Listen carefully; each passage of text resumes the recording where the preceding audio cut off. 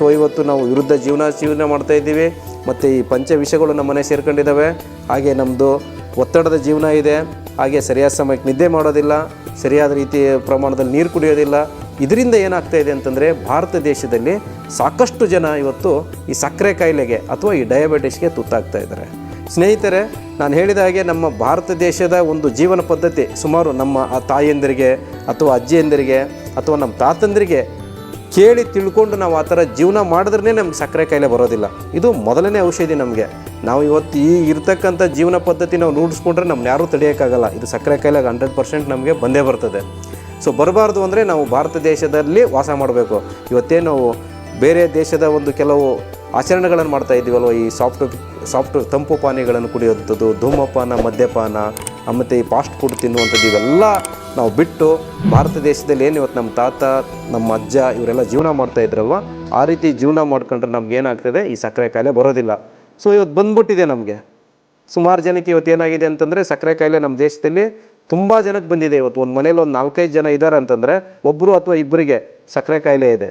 So ಹೀಗಾಗಿ ಈ ಸಕ್ಕರೆ ಕಾಯಿಲೆ ಬಂದಿದೆ. ಸೊ ಇದನ್ನು ನಾವು ಈ ರಾಸಾಯನಿಕಯುಕ್ತವಾದ ಮಾತ್ರೆಗಳನ್ನು ನಾವು ಜೀವನ ಪರ್ಯಂತ ನುಂಗಿದರೆ ನಾನು ನಿಮ್ಗೆ ಹೇಳಿದಾಗೆ ಸುಮಾರು ಅಡ್ಡ ಪರಿಣಾಮಗಳಾಗ್ತವೆ. ಉದಾಹರಣೆಗೆ ನಿಮ್ಗೆ ಹೇಳ್ಬೇಕಂದ್ರೆ ಕಿಡ್ನಿ ರಿಲೇಟೆಡ್ ಪ್ರಾಬ್ಲಮ್ಸ್ ಬರ್ತವೆ, ಲಿವರ್ ರಿಲೇಟೆಡು, ಮತ್ತು ಕಣ್ಣಿನ ನರಗಳದ್ದು, ಮತ್ತು ಕೆಲವ್ರಿಗೆ ಎಷ್ಟೋ ಜನಕ್ಕೆ ಇವತ್ತು ಏನಾಗ್ತದೆ ಅಂದರೆ ಈ ಸಕ್ಕರೆ ಕಾಯಿಲೆ ಅಂತಂದರೆ ಈ ನಮ್ಮ ನಪುಂಸಕತೆ ಕೂಡ ಒಂದು ಗಂಭೀರವಾದಂಥ ಕಾಯಿಲೆ ಬರ್ತಾ ಇದೆ ಸ್ನೇಹಿತರೆ. ಸೊ ಹೀಗಾಗಿ ಸ್ನೇಹಿತರೆ, ಈ ಒಂದು ಡಯಾಬಿಟಿಸ್ ಅಥವಾ ಮಧುಮೇಹ ಅಥವಾ ಸಕ್ಕರೆ ಕಾಯಿಲೆಗೆ ನಾವು ಏನು ಮಾಡ್ಕೋಬೋದು ಅಂತಂದರೆ ಮನೆಯಲ್ಲಿ ತುಂಬ ಅದ್ಭುತವಾದಂತಹ ಔಷಧಿಗಳು ನಮ್ಮ ಹಿತ್ತಲಲ್ಲಿ ಮತ್ತು ನಮ್ಮ ಅಡುಗೆ ಮನೆಯಲ್ಲೇ ಇದ್ದಾವೆ. ಸೊ ಅದರ ಒಂದು ಅವಲೋಕನ ಮಾಡಿ ಆ ಒಂದು ಸಕ್ಕರೆ ಕಾಯಿಲೆಗೆ ಯಾವ್ಯಾವುದು ಔಷಧಿಗಳು ಬರ್ತವೆ ಅಂತ ನೋಡಿ ನಾವು ಅದನ್ನ ಭಾಳ ಒಳ್ಳೆಯ ರೀತಿಯಿಂದ ಅದನ್ನ ಪ್ರಿಪ್ರೇಷನ್ ಮಾಡ್ಕೊಂಡು ನಾವೇನಾದ್ರು ಬಳಸಿದ್ದೇ ನಿಜ ಆದರೆ ಖಂಡಿತವಾಗ್ಲೂ ಸಕ್ಕರೆ ಕಾಯಿಲೆ ಏನಾಗ್ತದೆ, ನಿಯಂತ್ರಣಕ್ಕೆ ಬರ್ತದೆ. ಸೊ ಸಕ್ಕರೆ ಕಾಯಿಲೆಯಲ್ಲಿ ನಿಮಗೆ ಕೆಲವ್ರಿಗೆ ಏನಾಗಿದೆ ಅಂತಂದರೆ ಕೆಲವರೆಲ್ಲ ಇಂಜೆಕ್ಷನ್ ತೊಗೋತಾರೆ, ಇನ್ಸುಲಿನ್ಸು ಆ ಥರದ್ದವೆಲ್ಲ. ಸೊ ಅದು ರಾಂಗ್ ಕಾನ್ಸೆಪ್ಟು. ಇವತ್ತು ನಾವು ಮೇಯ್ನ್ ಸಕ್ಕರೆ ಕಾಯಿಲೆ ಬರಬೇಕಾದ್ರೆ ಕಾರಣ ಏನಂತಂದರೆ ನಾವೆಲ್ಲರೂ ಈ ಡಯಾಬಿಟಿಸ್ ಯಾಕೆ ಬರ್ತದೆ ಅಂತ ಕೇಳಿದ್ರೆ ಏನಾಗ್ತದೆ, ಜನಗಳಿಗೆ ಸಕ್ಕರೆ ನಾವು ತಿನ್ನೋದ್ರಿಂದ ಬರ್ತದೆ ಅನ್ನುವಂಥ ಒಂದು ಕಲ್ಪನೆ ಇದೆ.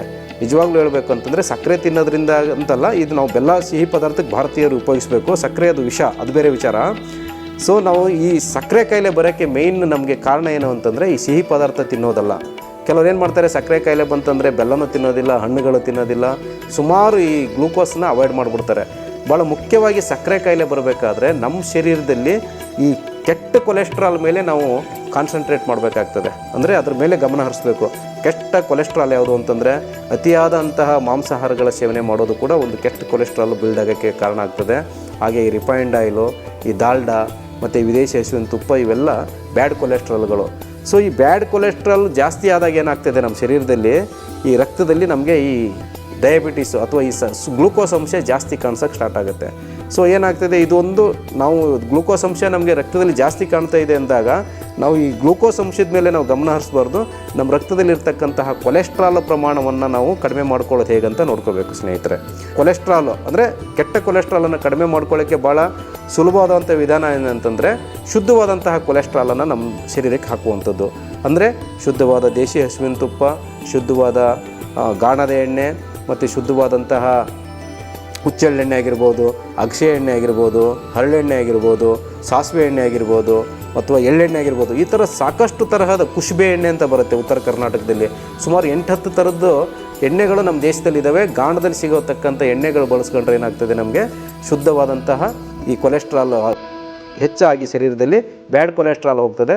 ಸೊ ಬ್ಯಾಡ್ ಕೊಲೆಸ್ಟ್ರಾಲ್ ಹೋದಾಗ ಏನಾಗ್ತದೆ, ನಮ್ಮ ಶರೀರದಲ್ಲಿ ಗ್ಲೂಕೋಸ್ ಅಂಶ ಕಡಿಮೆ ಆಗ್ತದೆ.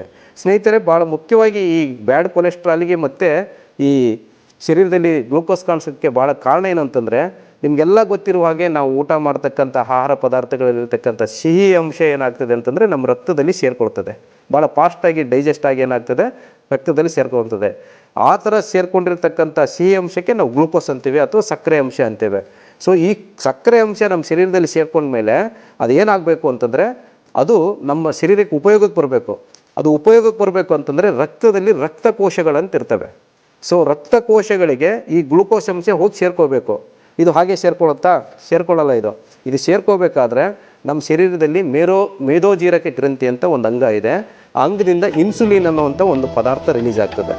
ಸೊ ಈ ರಕ್ತದಲ್ಲಿರತಕ್ಕಂತಹ ಈ ಸಕ್ಕರೆ ಅಂಶ ಅಥವಾ ಗ್ಲೂಕೋಸ್ ಅಂಶವನ್ನು ಈ ರಕ್ತಕೋಶಗಳಿಗೆ ಸೇರಿಸಬೇಕಾದ್ರೆ ಈ ಇನ್ಸುಲಿನ್ನು ಅದಕ್ಕೆ ಒಂದು ಕ್ಯಾರಿಯರ್ ಟೈಪ್ ಕೆಲಸ ಮಾಡ್ತದೆ. ಸೊ ಇನ್ಸುಲಿನ್ ಏನಾಗ್ತದೆ, ಕ್ಯಾರಿಯರ್ ಟೈಪ್ ಕೆಲಸ ಮಾಡಬೇಕಾದ್ರೆ ಇನ್ಸುಲಿನ್ನು ರಕ್ತದಲ್ಲಿರೋ ಗ್ಲೂಕೋಸ್ನ ರಕ್ತಕೋಶಗಳಿಗೆ ಸೇರಿಸ್ತಕ್ಕಂಥ ಕೆಲಸ ಮಾಡಬೇಕಾದ್ರೆ ಈ ರಕ್ತದಲ್ಲಿ ಕೆಟ್ಟ ಕೊಲೆಸ್ಟ್ರಾಲ್ ಆಗಿದ್ದರೆ ಈ ಕೆಟ್ಟ ಕೊಲೆಸ್ಟ್ರಾಲ್ ಏನು ಮಾಡ್ತದೆ, ಆ ಇನ್ಸುಲಿನ್ ಮಾಡಬೇಕಾದಂತಹ ಈ ಗ್ಲೂಕೋಸ್ನ ರಕ್ತಕೋಶಗಳಿಗೆ ಸೇರ್ಸೋಕ್ಕೆ ಅಡ್ಡಿ ಮಾಡ್ತದೆ. ಸೊ ಅವಾಗ ಏನಾಗ್ತದೆ, ಕೆಟ್ಟ ಕೊಲೆಸ್ಟ್ರಾಲ್ನ ಪ್ರಭಾವದಿಂದ ಇನ್ಸುಲಿನ್ ತನ್ನ ಕೆಲಸ ಮಾಡದೇ ಇದ್ದಾಗ ರಕ್ತದಲ್ಲಿ ಈ ಸಕ್ಕರೆ ಅಂಶ ಕಾಣಿಸ್ಕೊಳ್ತದೆ ಸ್ನೇಹಿತರೆ. ಸೊ ಹೀಗಾಗಿ ನಮ್ಮ ರಕ್ತದಲ್ಲಿ ಕೆಟ್ಟ ಕೊಲೆಸ್ಟ್ರಾಲ್ ಜಾಸ್ತಿ ಆದಾಗ ಗ್ಲೂಕೋಸ್ ಅಂಶ ಕಾಣಿಸ್ಕೊಳ್ಳೋಕ್ಕೆ ಬಹಳ ಮುಖ್ಯವಾದ ಕಾರಣ ಸ್ನೇಹಿತರೆ. ಹಾಗಾದರೆ ಈ ಒಂದು ಕಾಯಿಲೆಯಿಂದ ನಮಗೆ ಕಣ್ಣಿನ ಸಮಸ್ಯೆ ಬರ್ಬೋದು, ಕಿಡ್ನಿ ಸಮಸ್ಯೆ ಬರ್ಬೋದು, ಜೀರ್ಣಾಂಗ ವ್ಯವಸ್ಥೆಯ ಸಮಸ್ಯೆ ಬರ್ಬೋದು, ಆಮೇಲೆ ನರಗಳ ನಿಶಕ್ತಿ ಆಗ್ಬೋದು, ಮತ್ತು ಸುಸ್ತು, ಮತ್ತು ಅತಿಯಾದ ಬಾಯಾರಿಕೆ, ಅತಿಯಾದ ಮೂತ್ರ ವಿಸರ್ಜನೆ ಆಗುವಂಥ ಲಕ್ಷಣಗಳೆಲ್ಲ ನಮಗೆ ಈ ಸಕ್ಕರೆ ಕಾಯಿಲೆ ಬಂದವರಿಗೆ ಗೊತ್ತಾಗ್ತದೆ.